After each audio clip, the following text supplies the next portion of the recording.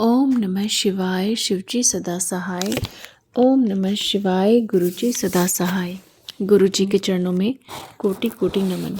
जय गुरुजी संगत जी, स्वागत है आप सभी का फ्रेग्रेंस ऑफ गुरुजी चैनल पर और मैं हूं आपके साथ मनीषा।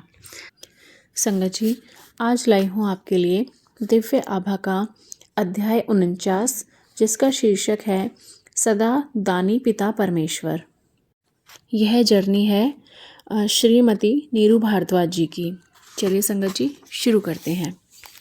अध्याय की शुरुआत बहुत सुंदर पंक्तियों के साथ। गुरुर्ब्रह्मा गुरुर्विष्णु गुरुर्देवो महेश्वर गुरु साक्षात पर ब्रह्म तस्मै श्री गुरुवे नमः। जय गुरु जी। हम उस अदृष्ट और अज्ञात शक्ति में विश्वास रखते आए हैं जो हमारी आस्था और विचारों से अपनी उपस्थिति का ज्ञान देती रही है। विभिन्न युगों में वह अवतरित होती रही है और इस युग में वह गुरुजी के रूप में हमारे बीच आई है। इस पृथ्वी के सभी वासी भले ही उनसे अपरिचित हों, उनके उदात्त कल्याण की भावना से लाभान्वित हुए हैं। ऐसे अनेक अवसर आए हैं जब हमें हर क्षण उनके अविरत आशीर्वाद प्राप्त हुए हैं। इतने छोटे से प्रसंग में उनके बारे में सब कुछ कहना और लिख पाना असंभव है। फिर भी मैं अपने कुछ संस्मरण आपके साथ बांटना चाहूँगी। प्रारंभ में हमें उनके मंदिर में आने में संशय था, क्योंकि हमें सदा से संत और सन्यासियों में विश्वास नहीं रहा है। यह भी सत्य है कि उनकी दिव्य कृपा तभी प्राप्त होती है जब वह चाहें। इस प्रकार गुरुजी ने हमें नवंबर 1995 में जालंधर में अपने पास बुलाया। मेरे पति एक गंभीर त्वचा रोग की समस्या से पीड़ित थे, जिसे सोराइसिस के नाम से भी जाना जाता है। पिछले 8 वर्षों में हर प्रकार के उपचार करवा लिए थे, किंतु लाभ नहीं हुआ था। सिर से पांव तक उनके शरीर में लाल चकत्ते हो रहे थे, जिन पर श्वेत पपड़ी जमी हुई थी और सदा खुजली रहती थी। उनका सिर पाषाण की भांति सख्त था और उनके जननांग में भी इस रोग के प्रकोप से नहीं बचे थे। उनका मानसिक कष्ट और बढ़ जाता था जब उनके परिचित भी उनके पास खड़े नहीं होना चाहते थे। कुछ और उपाय न होने के कारण हम हिचकिचाहट के साथ गुरुजी के दर्शन के लिए गए। पुनरावलोकन करते हुए मैं सोचती हूँ कि हम कितने भाग्यवान थे। प्रारंभिक दिनों में गुरुजी के हाथों से दिव्य प्रसाद की उत्पत्ति का दृश्य हमने एक दो बार नहीं अपितु 6 या 7 बार देखे हैं। हमारी संदिग्ध मानसिकता की समाप्ति 1 जनवरी 1996 को हुई, जब गुरुजी ने मेरे पति को ताम्र लोटा लाने को कहा। उसे उन्होंने अभिमंत्रित किया और मेरे पति को उसमें से प्रतिदिन आधा जल पीकर शेष से स्नान करने को कहा। चमत्कारिक रूप से वह कुछ ही दिनों में पुनः स्वस्थ हो गए। जय गुरु जी। अंतःस्राव समस्या की मुक्ति। उन्हीं दिनों मेरा हाइपोथायराइड का उपचार चल रहा था। मैं प्रतिदिन एल्थ्रोक्सिन की 2 गोलियां लेती थी, जो बहुत अधिक मानी जाती हैं। एक दिन मैं गुरुजी के चरणों में बैठी हुई थी कि उन्होंने कहा, नीरू आंटी, तेरा हार्मोनल प्रॉब्लम ठीक कर देता है। मैं स्तब्ध रह गई, क्योंकि मैंने कभी भी इनको इसके बारे में नहीं बताया था। मुझे पहली बार अनुभव हुआ कि उनको कुछ भी बताने की आवश्यकता नहीं है, वह सब कुछ जानते हैं। उसके बाद जब सब परिणाम सही निकले तो मैंने औषधियाँ बंद कर दी। फिर पंचकुला में रहते हुए मुझे कुछ स्त्री रोग संबंधित समस्याएं हो गई। औषधियों से उनका निवारण नहीं हो पा रहा था। मुझे रात को 10-12 बार लघु शंका निवारण के लिए जाना पड़ता था। कुछ अन्य समस्याएं भी थी। इनके कारण मैं ठीक से सो नहीं पाती थी और फिर दिन भर व्याकुल रहती थी। गुरुजी उस समय दिल्ली में थे। संयोग से मेरे पति को दिल्ली कार्यालय संबंधित एक भेंट के लिए जाना पड़ा। मैंने उनके साथ जाने की योजना बनाई, जिससे हम शाम को गुरुजी के दर्शन कर सकें। हमने अपनी छोटी बेटी को यह सोचकर घर पर छोड़ दिया था कि अगले दिन सुबह तो लौट ही आएंगे, परंतु उस दिन शाम को गुरुजी ने दर्शन के पश्चात, जब हम उनसे चलने की आज्ञा ले रहे थे, हमें 4 दिन और रहने के लिए कहा। आनंदित होकर हमने तुरंत हामी भर दी थी। हम वहाँ 4 दिन रहे और चाय और लंगर प्रसाद का आनंद उठाया। चौथे दिन उन्होंने हमें जाने की अनुमति दी। घर आकर मैं चैन से सो पाई। मुझे आभास हुआ कि उन्होंने मुझे मेरे रोग से मुक्त कर दिया था। 1 सप्ताह के पश्चात हम पुनः उनके दर्शन के लिए जा सके। मिलने पर पहली बात उन्होंने कही, नीरू आंटी, सुसु ठीक होया? सब हंस पड़े। जब मैंने उनके चरण स्पर्श किए तो उन्होंने बताया कि उन्होंने मेरे उदर के अर्बुद का उपचार कर दिया था। मैंने तो उनको कुछ भी नहीं बताया था। जय गुरु जी। बेटी का त्वचा रोग। जून मास में एक दिन सिंगला अंकल ने मुझे गुरुजी का संदेश दिया कि वह बुला रहे हैं। मैंने सोचा कि संभवतः वह सत्संग करने के लिए बुला रहे होंगे, किंतु गुरुजी ने अपने लिए मुझे एक आयुर्वेदिक औषधि की दुकान से एक विशेष दवाई लाने को कहा, जो केवल निर्यात करी जाती थी। गुरुजी की दया से हमें वह औषधि भी मिल गई जो सामान्यतः बिना चिकित्सक के परामर्श के नहीं मिलती थी। गुरुजी ने एक गोली दूध के साथ शाम को ली। 15-20 दिनों के पश्चात उन्होंने उसे वापस करने के लिए कहा, क्योंकि वह अति तीक्ष्ण थी। हमने प्रयास किया, किंतु निर्यात की समस्या के कारण उसे लौटा नहीं सके। वह महंगी थी और गुरुजी ने उसकी काफ़ी मात्रा मंगाई थी। अगस्त के अंत में मेरी छोटी बेटी तान्या, जो उस समय 8वीं कक्षा में थी, के मुख पर चकत्ते हो गए। चिकित्सकों के अनुसार वह सोरायसिस था। हम स्तब्ध रह गए। 1 मास तक इसी उलझन में रहे कि गुरुजी को बताया जाए या नहीं। हमने उन्हें अक्टूबर में बताया और उन्होंने पुनः ताम्र लोटा लाने के लिए कहा, जिसे उन्होंने अभिमंत्रित कर उसका जल पीने और स्नान करने के लिए कहा। गुरुजी ने उसके पिता के इसी रोग का तीव्रता से उपचार किया था। इस बार भी वैसी ही आशा थी, किंतु ऐसा नहीं हुआ। आशा के विपरीत 1 मास में ही उसका रोग पूरे शरीर में फैल गया।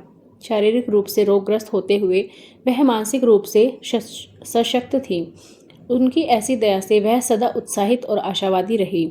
इस अवधि में गुरुजी कहीं चले गए थे और उनसे संपर्क करना संभव नहीं था।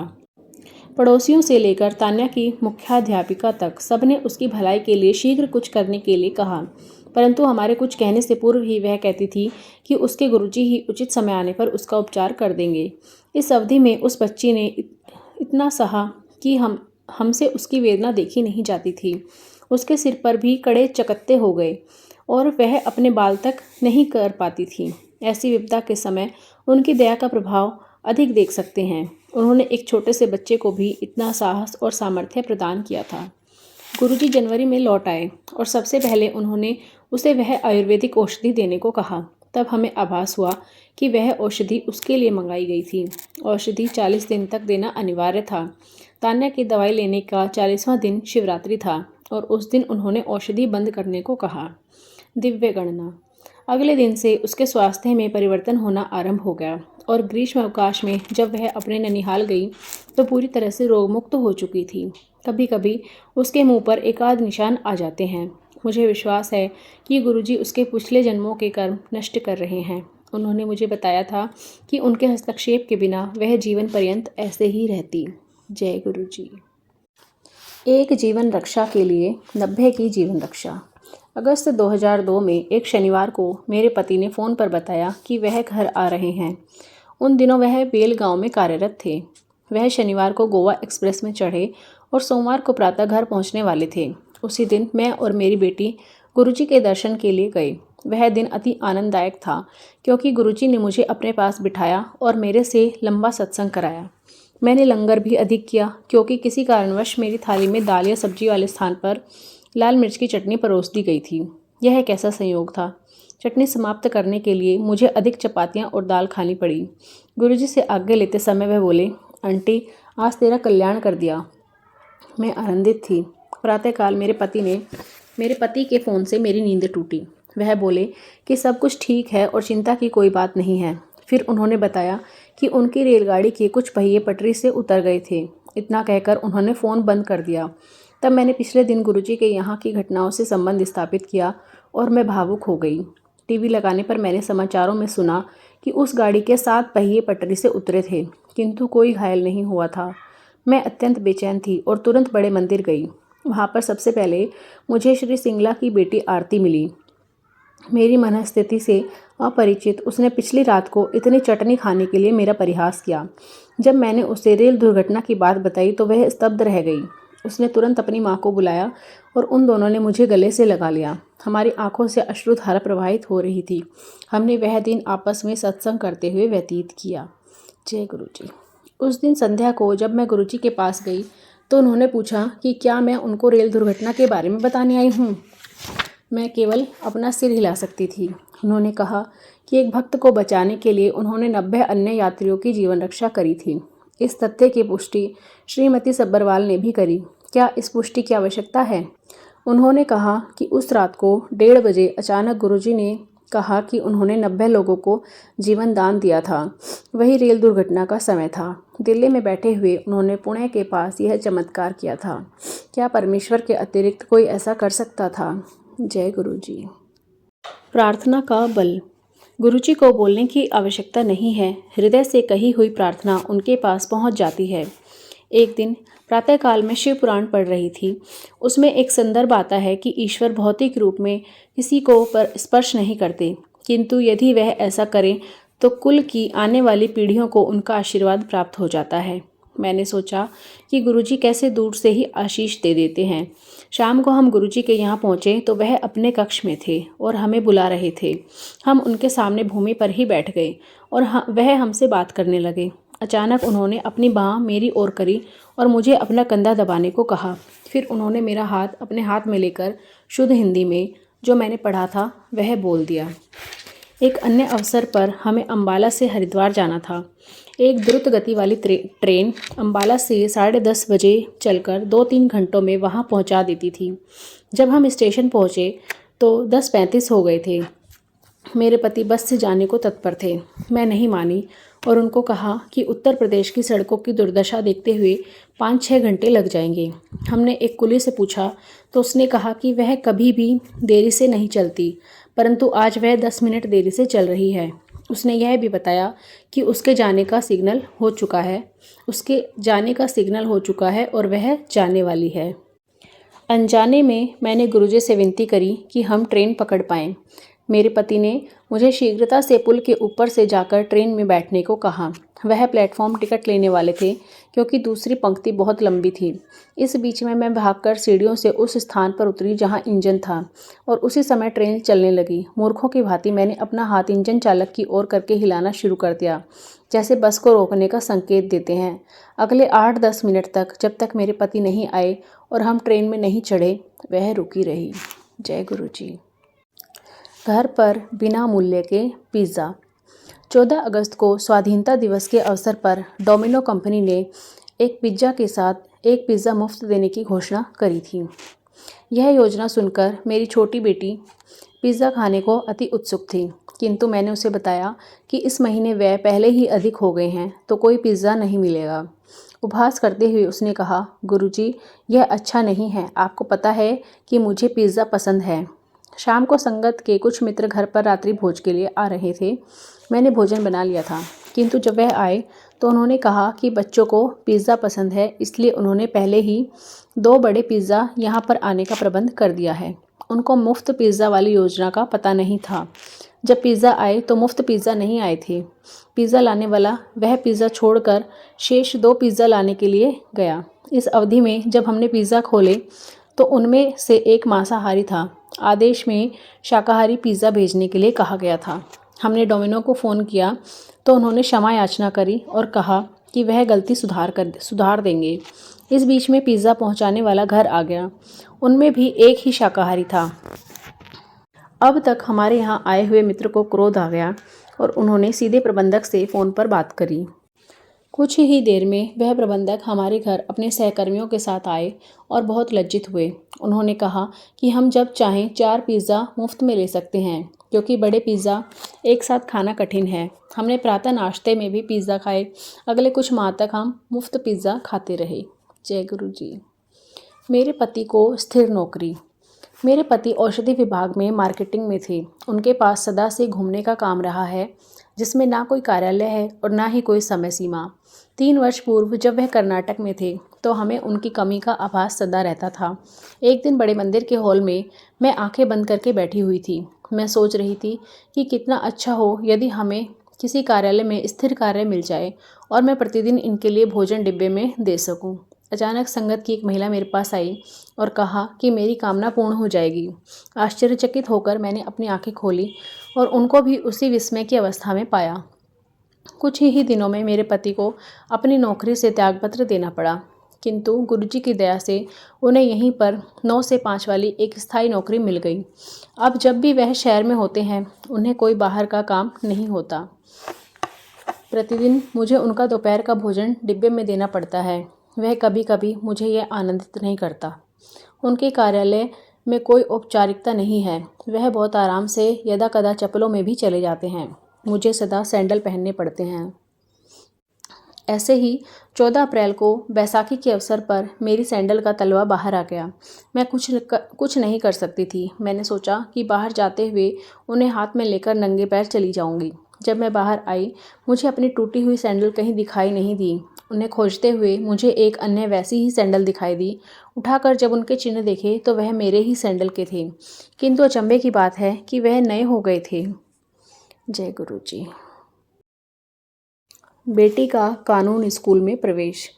यद्यपि मेरी बड़ी बेटी मेघा 12वीं कक्षा विज्ञान विषयों से कर रही थी, गुरुजी नहीं चाहते थे कि वह आगे विज्ञान पढ़े।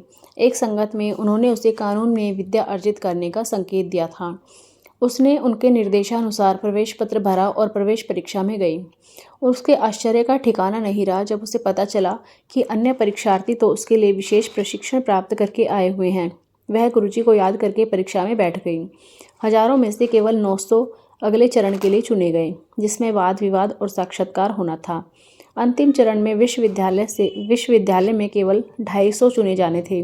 गुरु कृपा से उसका नाम प्रवेश सूची में था। शाम को जब हमने उसके प्रवेश का समाचार उन्हें दिया तो वह अत्यंत प्रसन्न होकर बोले कि यह तो पहली अवस्था है, आगे आगे देखो क्या होता है। कहने की आवश्यकता नहीं कि उनकी अनन्य दया से वह बहुत अच्छा कर रही है। गुरुजी की वास्तविकता से अनभिज्ञ रहते हुए भी उनके पुण्य प्रभावों के गुणगान करते जा सकते हैं। चूँकि वह मानव रूप में है, हम उनको अलौकिक प्रतिभाओं से परिपूर्ण महापुरुष के रूप में देखते हैं, पर वह इस पृथ्वी के समस्त वासियों से भिन्न हैं।